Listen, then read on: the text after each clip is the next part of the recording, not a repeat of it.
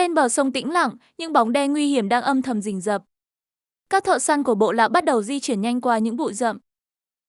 Họ dừng lại bên gốc cây cổ thụ để chuẩn bị vũ khí cho mình. Một thợ săn trẻ tuổi cẩn thận kiểm tra lại những mũi tên sắc bén. Khi bình minh vừa ló dạng, cả nhóm đã quây quần quanh bếp lửa ấm. Phụ nữ bắt đầu sơ chế các loại củ dại vừa mới đào được.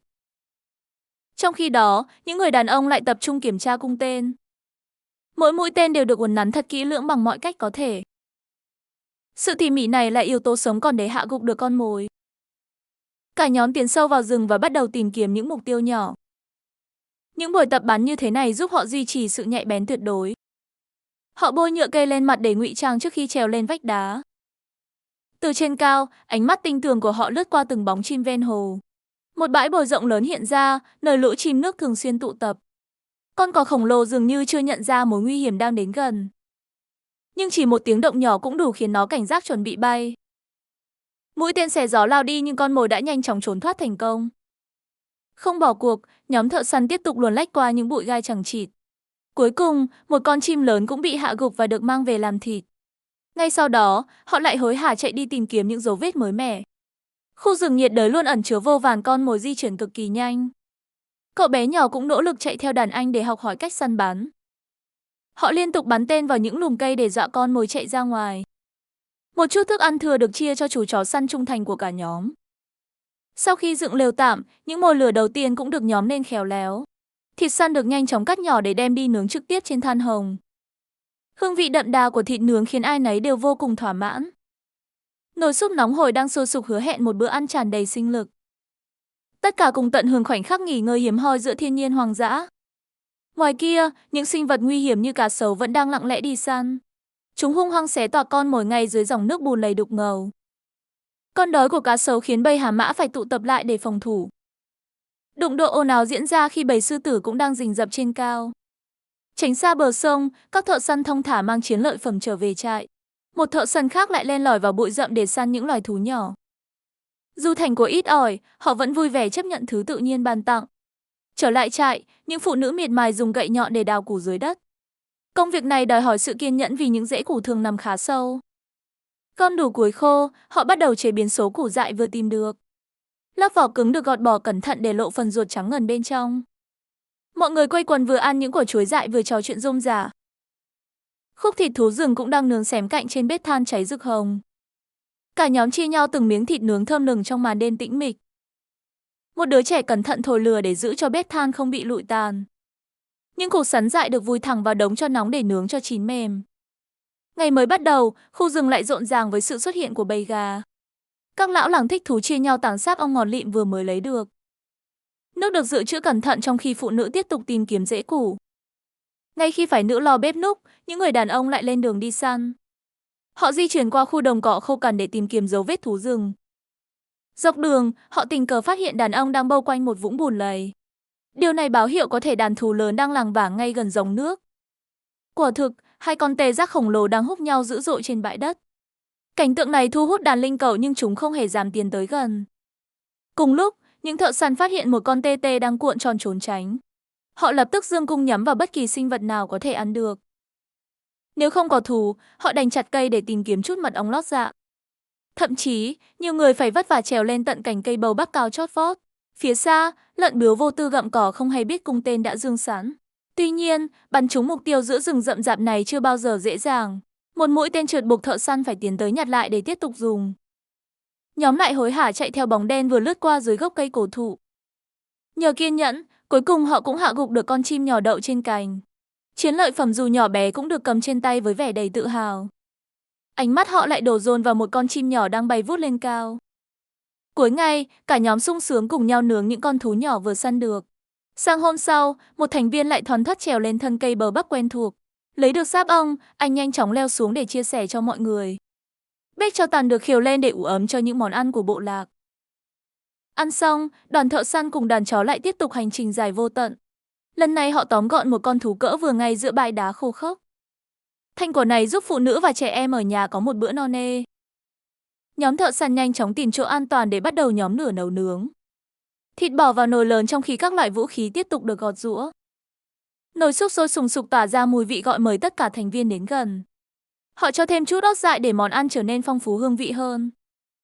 Vừa nhai ngấu nghiến miếng thịt dai, những thợ săn vừa kiểm tra lại mũi tên. Món chuối nướng bên cạnh cũng là thức ăn lót dạ tuyệt vời cho cả nhóm. Những đứa trẻ thích thú tận hưởng hương vị ngon lành từ phần ăn của mình.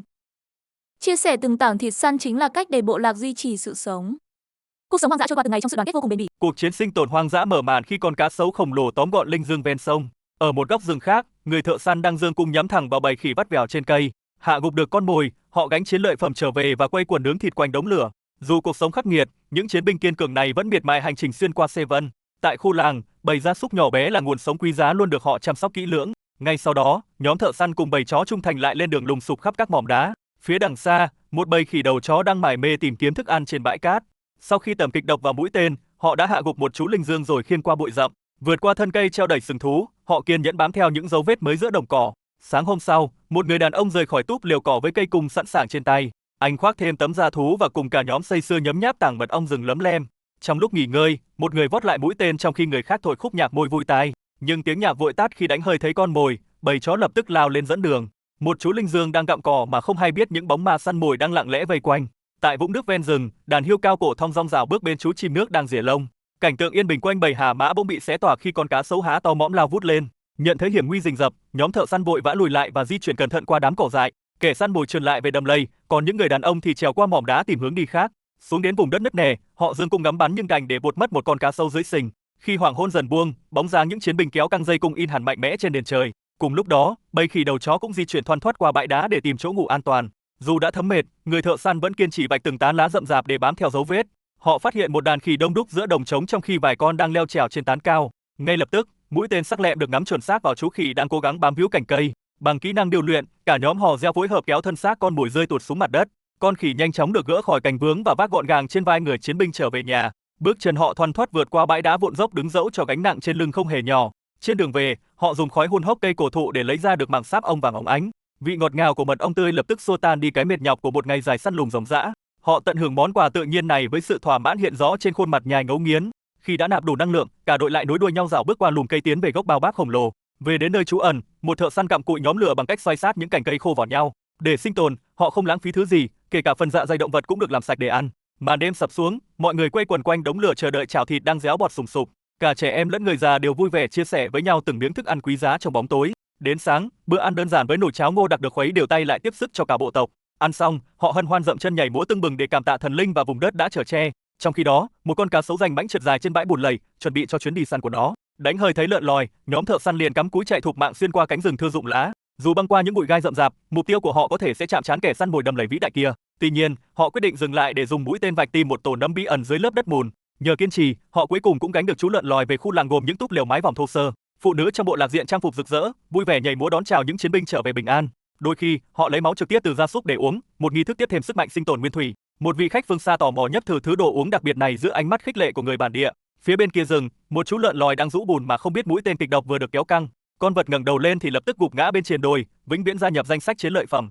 Các chiến binh trẻ chạy ùa tới và phấn khích lôi xác con mồi nặng trịch ra khỏi bụi cây rậm rạp. Ở dưới dòng sông đục ngầu, cá sấu lặng lẽ bơi dọc theo bờ cát để tìm kiếm một bóng hình bất cần. Chiếc xuồng máy vút qua làm kinh động khúc sông, buộc người thợ săn phải lội bùn tiến nhanh lên bờ. Bất thình lình, con quái vật đầm lầy tung mình lên mặt nước, phô diễn sức vóc và hàm răng gớm ghiếc. Tránh xa hiểm nguy, đội săn tiếp tục rào bước dọc theo triển cát dài hướng về phía khu rừng thưa.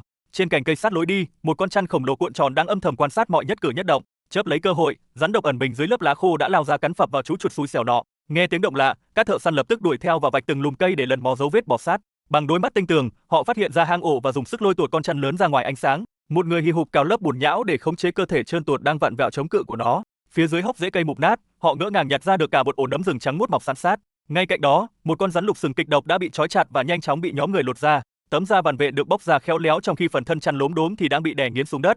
Kỳ lạ thay, những người mặc đồ bảo hộ bỗng chốc xuất hiện để khiêng con chăn và hái nấm rừng. Khung cảnh quay lại với nhóm thanh niên đang kéo lợn lòi và bẻ cùi khô để nhóm lửa nướng thịt. Một cậu bé cắn ngấu nghiến khúc xương trong khi nồi hầm sập sình bọt nước trên bếp củi đỏ rực. Mọi người yên lặng ngồi quanh khói sưởi ấm, chăm chú nhìn người đàn ông lóc từng thớ thịt tươi đỏ ào. Bình minh lại rằng, những chiến binh vác cung tên cắm cúi chạy băng qua đồi cát tìm con mồi mới. Để che giấu dấu vết, một người bẻ vụn cành khô, dọn đường cho cả nhóm chui sâu vào vùng rậm rạp. Họ nối đuôi nhau di chuyển giữa những lùm cây trụi lá, vắt vẻo tấm da thú trên vai chống lại cái nắng. Suýt chút nữa họ đã dẫm phải rắn độc nếu người đi đầu không kịp vung dựa phát quang bụi rậm.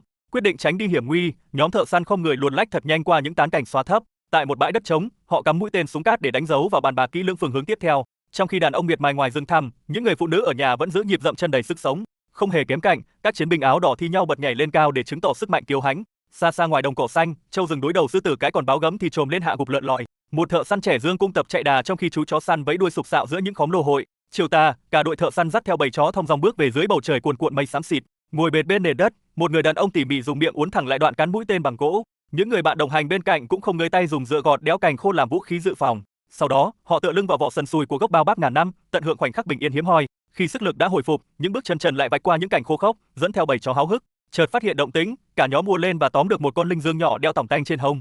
Tiếp tục hành trình, họ lầm lũi xuyên qua những hàng cây bụi gai góc dưới cái nắng hắt hiu bóng đổ. Một người bất chợt kéo căng dây cung trêu chọc, khiến người đối diện giật mình lùi lại phòng thủ. Nhận ra chỉ là đùa giỡn, cả bọn lại cắm đầu chúi mũi dùng mũi tên gõ nhẹ để thăm dò lớp cát sỏi. Nhìn từ trên cao, bóng dáng bé nhỏ của thợ săn và bầy chó như đang luồn lách giữa mê cung sề vân xanh dờn. Thấy dấu vết lạ, họ nhún người nhảy sổ qua gốc cây và đưa tay chỉ gấp về phía mục tiêu đang tháo chạy. Không chần chừ, một chiến binh vung tay phi thẳng thành gỗ nhọn, kết thúc một ngày săn bắt đầy gay cấn. Ngay khi phát hiện mục tiêu, một thợ săn dứt khoát giương cùng ngắm bắn. Đồng đội phía sau cũng lập tức phóng mũi lao sắc nhọn để yểm trợ. Trúng đòn, con báo đốm lảo đảo lẩn trốn khiến cả nhóm vội vàng đuổi theo. Giải quyết xong con vật, họ ngồi nghỉ ngơi một lát rồi tiếp tục lên đường. Bất ngờ, nhóm thợ săn đi ngang qua một con trâu đang húc đuổi sư tử. Thấy đàn trâu đang phân tâm, họ liền cúi thấp người rón rén tiếp cận. Nào ngờ một con trâu đen phát hiện và điên cuồng lao tới tấn công. Phản ứng nhanh nhạy, chiến binh đi đầu lập tức giương cung ngắm bắn dứt khoát. Con thú trúng thương bỏ chạy, dọn đường cho cả nhóm hò hét bám đuổi. Vừa đuổi kịp, họ liên tiếp tung ra những mũi tên chí mạng về phía trước. Đòn tấn công dữ dội khiến đàn trâu hoảng loạn húc nhau tìm đường thoát. Mặc kệ hiểm nguy, nhóm thợ săn vẫn kiên trì luồn lách qua mương rãnh. Họ dốc hết sức lao vụt qua bãi cỏ trống để bao vây con mồi. Cuối cùng, con trâu khổng lồ cũng gục ngã mang lại một chiến lợi phẩm lớn. Trở về khu trại, họ nhanh chóng nhóm lửa rực hồng và xẻ thịt nấu nướng. Nồi thịt to bốc khói nghi ngút báo hiệu một bữa tiệc no nê hoành tráng. Đợi thịt chín, họ quay quần bên đống lửa và thưởng thức thành của ngon lành. Đám trẻ con cũng vây quanh chiếc chảo lớn, háo hức xé từng mảng thịt nướng. Ăn uống xong xuôi, họ thong thả tản bộ về phía gốc cây cổ thụ. Bầy chó vội uống nước, trong khi mọi người cùng nhảy múa ăn mừng chiến thắng. Cuộc hành trình bắt đầu khi các thợ săn bản địa tiến vào rừng sâu. Họ cẩn thận kiểm tra dấu vết và tàn tích của một đống lửa. Niềm vui đầu tiên đến khi một chú chim nhỏ đã bị hạ gục. Ngay sau đó, cả nhóm phát hiện một con linh dương trong bụi rậm. Bằng sự nhanh nhẹn, họ lập tức đuổi theo mục tiêu vừa phát hiện. Con mồi nhanh chóng được xử lý dưới sự giúp sức của bầy chó. Phía trên cao, một loài chim lớn đang lặng lẽ quan sát xung quanh. Cánh chim trải rộng trên nền trời xanh thẳm đầy tự do khoáng đạt. Dưới thảo nguyên, bầy kền kền đang tranh giành một khúc linh dương béo. Người thợ săn tập trung cao độ, kéo căng cây cung trong bụi gai. Dưới dòng nước đục, một chú cá sấu khổng lồ đang lặng lẽ ẩn mình. Cả nhóm tiếp tục di chuyển ra vùng đồng bằng rộng lớn phía trước. Những cánh chim Mejabu đứng hiên ngang giữa bầy kền kền hàu đói. Họ vất vả gỡ một con chim lớn bị mắc kẹt trong bụi gai. Bóng dáng người thợ săn cô độc bước qua cây bao bác khổng lồ. Nhóm thanh niên bắt đầu đào đất và nhanh chóng nhóm một đống lửa. Họ dùng đá lớn chặn khúc cây để hun khói tổ ong mật. Những người phụ nữ chăm chỉ hái lượm các loại cỏ dại trong rừng. Người đàn ông nghỉ ngơi bên bầy chó trong lúc thưởng thức thành quả. Đoạn phim tài liệu trắng đen ghi lại cảnh kiểm tra hốc cây lớn. Đống lửa chạy bập bùng nướng chỉ những xiên thịt thơm ngon hấp dẫn. Lũ trẻ tập trung trên tấm thảm đầy màu sắc để cùng nhau ăn. Bầy chó săn trung thành được chia phần thức ăn từ chiếc chậu lớn. Người phụ nữ với đôi bàn tay lấm lem than củi đầy vết tích. Chiếc nồi đen lớn được bắc lên bếp lửa giữa cánh rừng già. Những người đàn ông hào hứng thưởng thức miếng thịt nướng bằng răng trần. Họ xiên từng miếng thịt vào que củi để nướng chín trên lửa. Người thợ săn ngồi canh chừng những sâu thịt khô bên bầy chó. Điệu nhảy truyền thống sôi động vang lên bên cạnh đàn hươu cao cổ. Đôi bàn tay khéo léo đang sâu những hạt cườm sắc màu lên chân. Họ tỉ mỉ vót từng thanh tre để chế tạo chiếc cung tên mới. Các thợ săn trẻ cùng nhau tập luyện kỹ năng bắn cung thuần thục. Một chú mèo rừng xuất hiện chớp nhoáng trước khi họ tiếp tục đi. Những bước chân nhanh nhẹn tiến vào vùng thảo nguyên bao la đầy nắng. Người thợ săn ẩn mình dưới tán cây để rình rập mục tiêu. Họ leo lên cây bao báp lớn để kiểm tra một hốc chim. Chú khỉ nhỏ nhanh nhảu chuyển cành gần cây mít chín mọng trên cao. Cả nhóm vác chiến lợi phẩm trở về giữa bầy linh dương gặm cỏ. Cận cảnh chiếc mũ hạt cườm rực rỡ cùng chú khỉ tinh nghịch. Các thành viên bộ tộc nối đuôi nhau băng qua khu rừng rậm. Người thợ săn phát hiện dấu vết lạ và dương cung cảnh giác cao. Họ hợp sức khinh một chú khỉ lớn vừa săn được về làng. Đống lửa nhỏ được nhen nhóm giữa không gian thiên nhiên hoang dã. Người phụ nữ cẩn thận thu hoạch những củ lớn từ lòng đất khô. Góc nhìn từ trên cao xuống lối đi nhỏ dẫn vào sâu trong rừng. Chàng trai trẻ say sưa thổi chiếc kèn môi truyền thống của bộ tộc. Món thịt xào cà chua thơm phức đang được chế biến trên chảo. Chiếc nồi khổng lồ đang ninh như phần đầu của một con thú. Mọi người vui vẻ chia nhau những hạt nhỏ nhặt được trong rừng. Bữa ăn giản dị diễn ra bên bờ đá dưới ánh nắng vàng nhẹ. Trận chiến sinh tử kịch tính giữa báo hoa mai và một con nhím. Con nhím cố gắng lẩn trốn vào hang nhưng vẫn bị phát hiện. Người thợ săn dũng cảm kéo con nhím lớn ra khỏi hang sâu. Góc nhìn bao quát những cây bào bác kiêu hãnh giữa thung lũng. Hai chú sóc đất tinh nghịch đang nô đùa trên bãi cỏ xanh. Các thợ săn bò dạp trên vách đá để tiếp cận con mồi. Người đàn ông vừa trò chuyện vừa gắn lông vũ vào đuôi mũi tên. Họ dùng dao sắc mài nhẵn các thanh gỗ bên bếp lửa ấm. Cận cảnh những mũi tên độc sắc nhọn phục vụ cho cuộc đi săn. Những bước chân trần dẫm lên thảm đá khô xào xạc trong rừng. Khung cảnh thung lũng đá hiện ra hoang sơ dưới bầu trời xanh. Mọi người tụ tập trước ngôi nhà tranh nhỏ để chuẩn bị nấu nướng. Chiếc nồi bốc khói nghi ngút bên đống lửa sưởi ấm cho cả nhóm. Người thợ săn khéo léo dùng dao lóc từng miếng thịt từ xương. Cậu bé ăn ngon lành phần mật ong rừng vừa ngọt vừa béo. Lưỡi dao sắc bén đang gọt vỏ một củ dại vừa đào được. Họ vui mừng lấy những tảng mật ong lớn từ hốc cây mục. Người mẹ điệu con trên lưng và nướng khoai trong cho nóng. Hai mẹ con cùng nhau đi tìm kiếm thức ăn trên lối nhỏ. Cả gia đình nghỉ ngơi dưới bóng cây mát rượi cùng bầy chó. Mọi người cùng nhau chuẩn bị bữa tối bên chiếc nồi nấu lớn. Đứa trẻ húp ngon lành bát nước súp nóng hổi vừa nấu xong. Cận cảnh ánh mắt trong veo của em bé khi nhìn camera. Những người đàn ông bắt đầu ca hát và nhảy múa truyền thống. Phụ nữ trong bộ tộc vỗ tay hòa nhịp theo giai điệu vui tươi. Đoàn khách du lịch thích thú đi dạo cùng những người dẫn đường. Hàng loạt cung tên được xếp gọn gàng sẵn sàng cho chuyến đi. Họ tăng tốc chạy nhanh qua những bụi cây để đuổi theo dấu vết. Bầy chó săn sủa vang bọc lót xung quanh một hốc đá nhỏ. Người đàn ông dũng cảm bò vào hang sâu để bắt con nhím. Anh ấy xuất sắc kéo được con nhím khổng lồ ra ngoài an toàn. Tiếng hát ngân vang hòa cùng nhịp kéo dây cung đầy mạnh mẽ. Một người thợ săn cẩn thận bôi thuốc lên vết thương nhỏ ở chân. Bầy chó săn được thưởng những miếng thịt ngon sau ngày làm việc. Thợ săn cô độc bước đi trên con đường đá dốc đầy nắng. Chú chim dẫn đường nhỏ bé đưa họ đến vị trí tổ ong mật. Họ thổi nhẹ vào bùi nhùi để tạo ra ngọn lửa nhóm khói. Khói dày đặc được đưa vào hốc cây để xua đuổi đàn ong. Người thợ săn thọc tay vào sâu để lấy tảng mật ngọt ngào. Niềm vui vỡ òa khi thưởng thức mật ong rừng nguyên chất tươi ngon. Những người phụ nữ chăm chỉ đào đất tìm các loại củ ăn được. Họ nướng chín củ dại vừa tìm thấy ngay trên đống lửa trại. Em bé nhìn ngơ ngác khi thấy những người đàn ông chặt củi. Cả nhà quây quần bên ngôi nhà tranh mộc mạc ở trong làng. Bữa ăn ấm cúng được dọn ra bên bếp lửa hồng quen thuộc. Từng miếng thịt chín đều được chia sẻ cho các thành viên nhỏ. Người phụ nữ thưởng thức những cổ mọng dại vừa hái trên cành. Vũ điệu mừng công sôi động vang lên dưới bóng cây đại thụ. Những vị khách phương xa cùng trải nghiệm cuộc sống hoang dã này.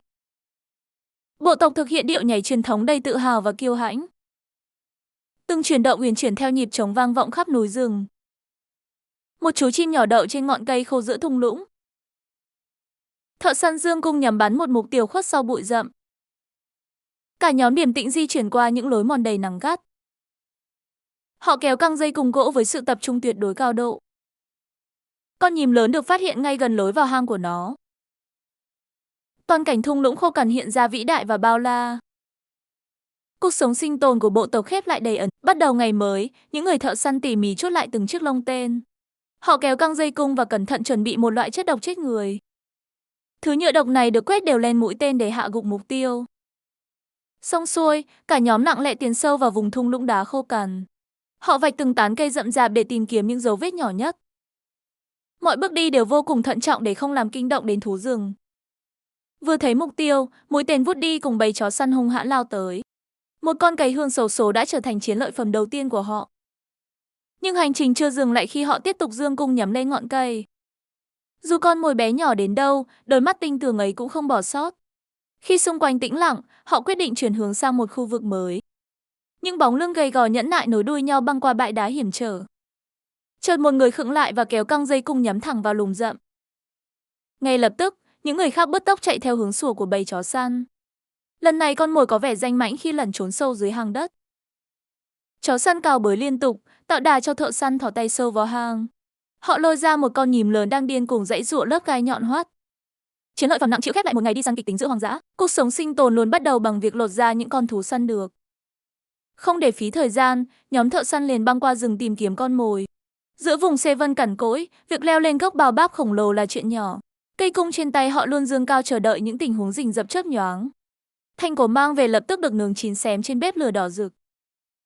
Đôi tay thoăn thoắt đào đều chiếc chảo thịt hầm đang sôi sùng sục đầy hấp dẫn. Vài cua ớt xanh hái được dọc đường cũng rất nhỏ để tăng thêm hương vị. Tảng thịt nướng chín tới liền được xé nhỏ, chia đều cho tất cả mọi người.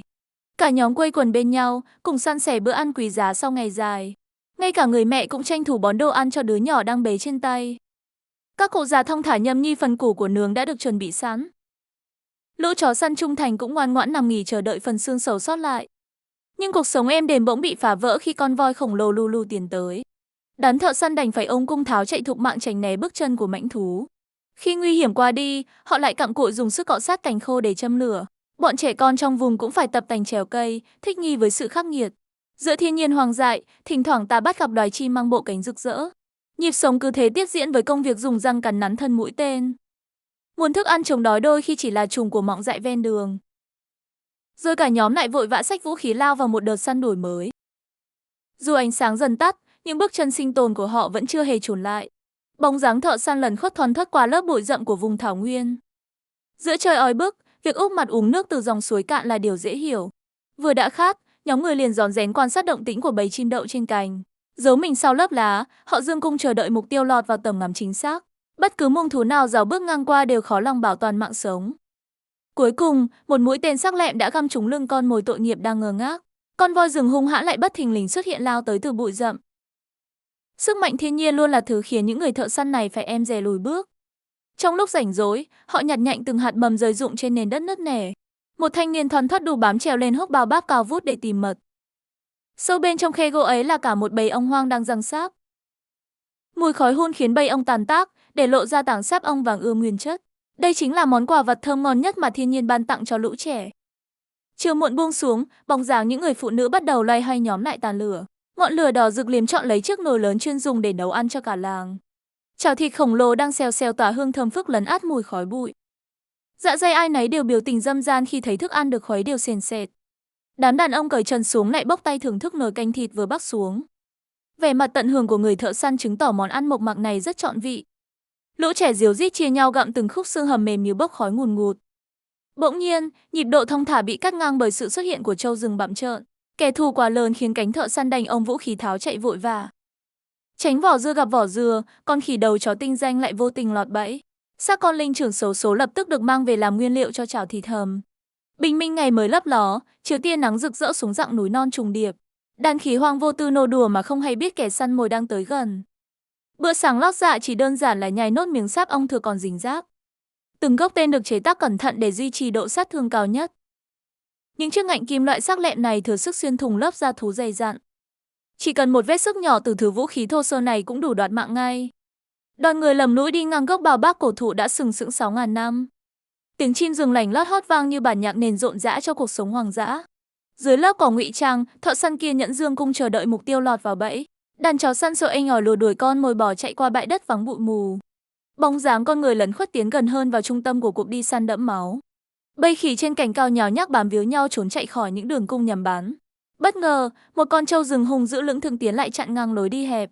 Không chần chừ, họ nhúng người nhảy vọt qua rãnh đất hòng tìm đường thoát thân.